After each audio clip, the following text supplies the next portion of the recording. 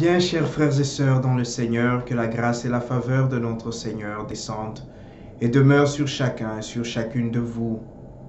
En ce troisième dimanche du temps ordinaire de l'année liturgique B, l'Église nous invite encore une fois à réfléchir, à prier et à méditer sur le thème de la confiance.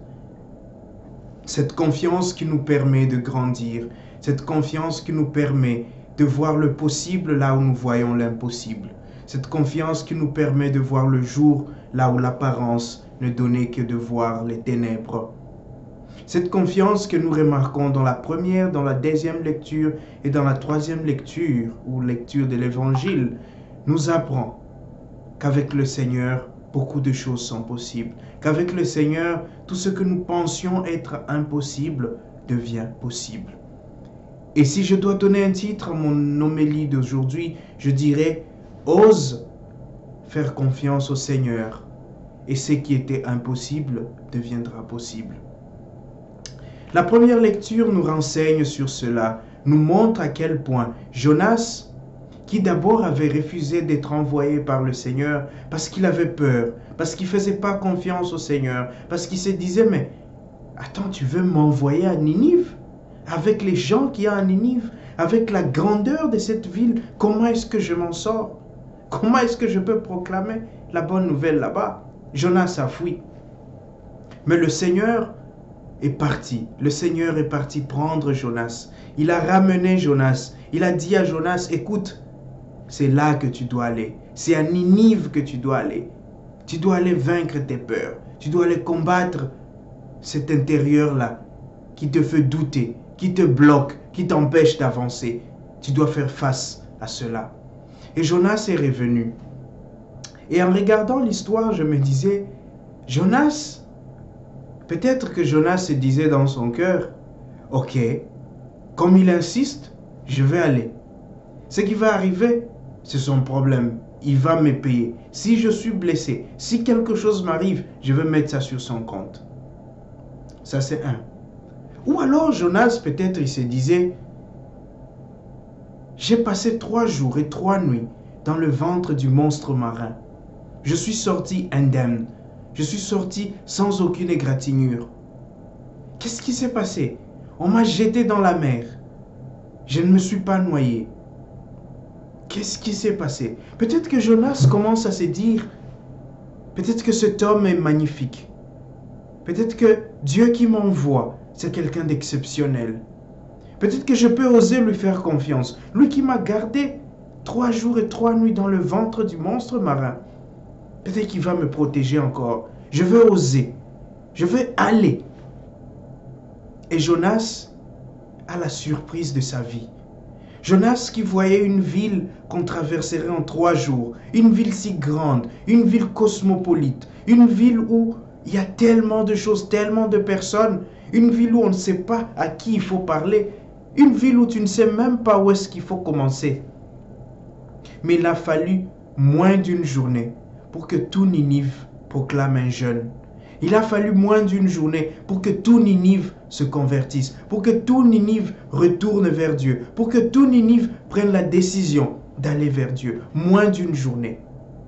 Donc Jonas, c'est comme s'il a commencé seulement à marcher dans Ninive. Il a commencé à parler à Ninive et Ninive s'est converti. Jonas a osé faire confiance à Dieu. Jonas a osé se confier, s'en remettre à Dieu. Il s'est dit, écoute, je m'en remets à toi. Tu m'envoies, je vais le faire. Ben, tout est entre tes mains. Voilà c'est à quoi on nous appelle aujourd'hui. Qu'être osé faire confiance à Dieu. Nous savons que chacun de nous a sa Ninive.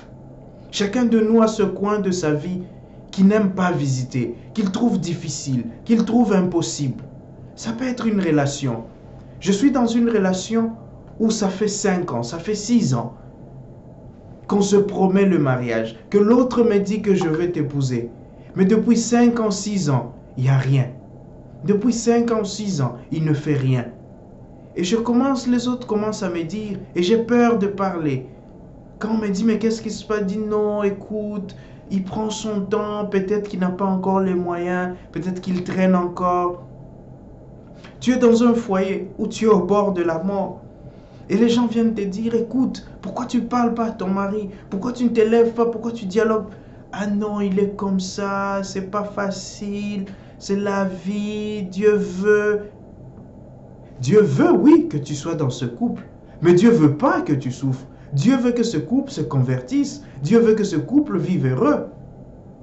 Tu es dans un travail où on te fait travailler plus que tous les autres, où on te fait travailler plus d'heures que prévu. Mais tu te dis non, le patron comme ça, si je parle, peut-être il va me renvoyer. Voilà des choses. Et chacun a quelque chose comme ça. Chacun a cette partie de lui qui ne veut jamais visiter. Il a peur. Tu as peur, par exemple, de te montrer, de parler ouvertement. Tu as peur de parler à tes parents. Tu as peur de parler à tes frères ou à tes sœurs. Tu as cette peur-là qui t'habite. Et aujourd'hui, on nous appelle à découvrir nos Ninives. Quelle est ma Ninive? Ou quelles sont mes Ninives? Et lorsque je les découvre, je sais que c'est là où le Seigneur veut. Le Seigneur veut que j'aille convertir cette Ninive. Le Seigneur veut que je change ma Ninive. Ma Ninive peut être ma paresse. Mais lorsqu'on m'en parle, je dis non, je suis comme ça, c'est mon caractère. Le Seigneur veut aujourd'hui que tu ailles à Ninive. Tu fuis chaque fois, tu échappes chaque fois. On te dit change ton caractère, tu veux pas. On te dit tu es colérique, essaye, tu veux pas. On te dit écoute, quand tu parles, gère tes paroles, tu veux pas. Aujourd'hui, le Seigneur te rappelle, il te renvoie à Ninive. Le Seigneur, quand il t'envoie, il sait que tu as des capacités. Il sait que tu peux aller là-bas. Il sait que tu peux annoncer la bonne nouvelle. Il sait que tu es capable de conversion. Et c'est pour ça qu'il t'appelle.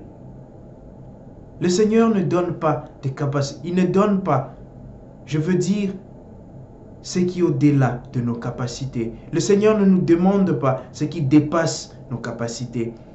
Si le Seigneur te demande de changer à travers les prédications, à travers les prêtres, à travers les sœurs, à travers tes frères et sœurs autour de toi, s'il te demande de changer, c'est parce qu'il sait que tu en es capable.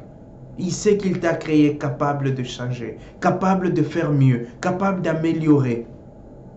Ose faire confiance au Seigneur et tu verras ses merveilles. Ose faire le pas avec le Seigneur et tu verras. Ce n'est plus toi, ce n'est plus ta petite confiance qui passe, mais c'est sa confiance à lui, celle qui déplace les montagnes, celle qui rassure, celle qui affermit, celle qui convertit, celle qui transforme. C'est cette confiance-là que le Seigneur te donnera quand toi, tu lui donneras ta petite confiance. Et savoir faire cette confiance-là au Seigneur, savoir donner cette confiance au Seigneur a deux conséquences. La première conséquence, c'est celle que nous donne la deuxième lecture, la lettre de Saint Paul aux Corinthiens, c'est le détachement. Et la deuxième conséquence, c'est la résilience que nous apprend l'Évangile. Le détachement. Paul dit que le temps est limité, que nous apprenions à vivre comme des personnes qui sont passagères, que nous apprenions à vivre comme des personnes dont la patrie n'est pas cette terre. C'est vrai que lorsqu'on lit cette lecture, à première vue, on a l'impression qu'on doit vivre dans l'hypocrisie. Parce que Paul dit que celui qui a une femme vive comme s'il n'a pas de femme. Que celui qui pleure fasse comme s'il ne pleure pas. Que celui... Il y a ce paradoxe. Il y a comme ce contraire. Que lorsque nous voyons, on se dit, mais attends, ce sont les hypocrites qui font ça. Quand on était petit, on nous disait que le garçon ne pleure pas. Et on te tapait. On dit, tu es sans mal, mais ne pleure pas. Un garçon ne pleure pas. Mais qu'est-ce que Paul veut nous dire? Paul veut nous rappeler, et c'est cela le détachement, que tout ce que nous avons, tout ce qui est autour de nous, tous les êtres, les personnes, les choses qui nous entourent, ne sont là que pour nous aider à grandir dans la confiance avec Dieu, que pour nous aider à aller de l'avant dans la relation avec Dieu, pour affermir notre foi. Et lorsque ces choses-là, lorsque ces personnes-là ne nous aident pas à grandir dans cette foi, alors il faut s'en détacher. Le détachement, c'est cette capacité d'être libre envers les créatures, d'être libre de toute forme d'attachement aux créatures. Parce que nous savons, si je mets toute ma confiance dans une créature, la créature passe.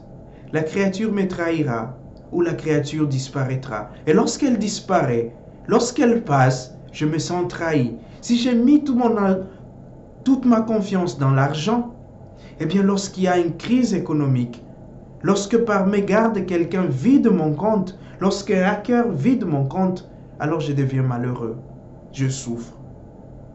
Mais si j'ai mis ma confiance dans le Seigneur, lui qui ne passe pas, lui qui est éternel, lui qui est là pour toujours, alors les choses de ce monde peuvent passer. L'argent peut partir, les hommes et les femmes peuvent passer, tout ce qui est autour de moi peut disparaître. J'aurai mal, mais ma fondation sera là. Je pourrais avoir mal, mais je saurai rebâtir, parce que la fondation sur laquelle repose ma confiance, c'est le Seigneur.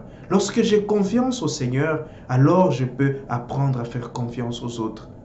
Apprendre la confiance, c'est un chemin, c'est un processus, mais elle commence par le Seigneur. Elle commence par moi qui donne ma confiance au Seigneur, et le Seigneur me donne cette confiance qui m'aide à vivre, qui m'aide à grandir, qui m'aide à évoluer, qui m'aide à voir les choses de la terre, non pas avec mes yeux, mais avec les yeux du Seigneur.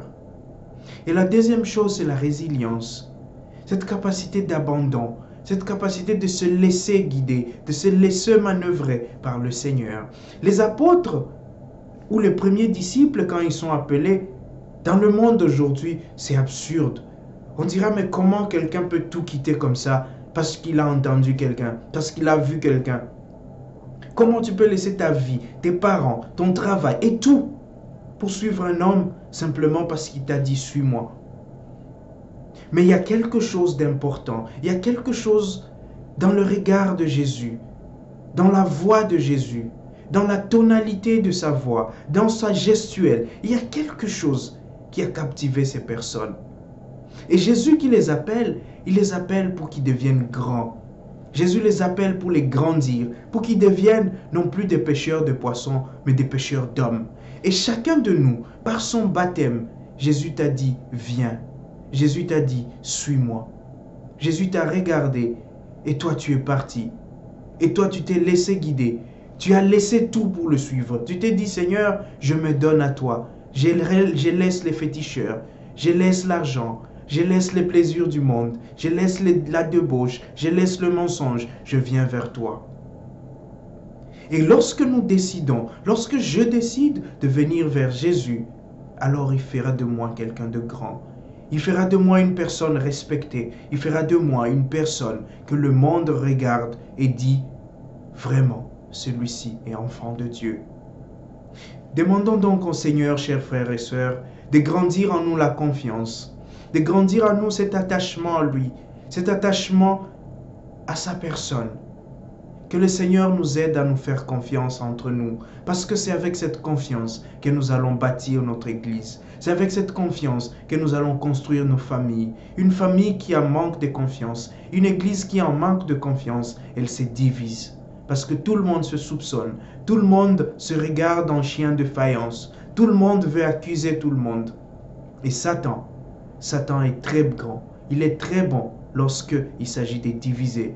Satan, il est là, il nous guette. Il attend que nous perdions la confiance, que nous doutions les uns des autres, que nous commencions à regarder les autres du coin de l'œil pour frapper, pour diviser.